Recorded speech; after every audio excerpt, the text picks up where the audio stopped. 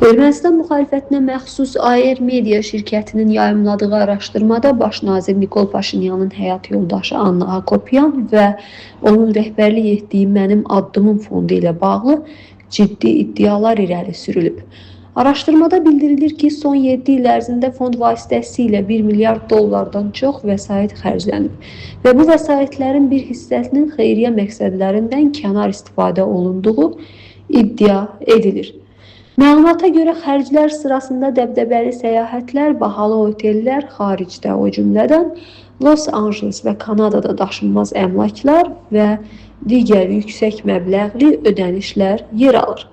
Araşdırmada həmçinin iddia olunur ki, fondun maliyyələşdirilməsində bir sıra iş adamlarının ianələri mühüm rol oynayır. Sosial şəbəkələrdə yayılmış məlumatlara görə bəzi sahibkarlardan 10 milyon dram məbləğində vəsait tələb edilir. Əks halda problemlərlə üzləşəcəkləri bildirilir.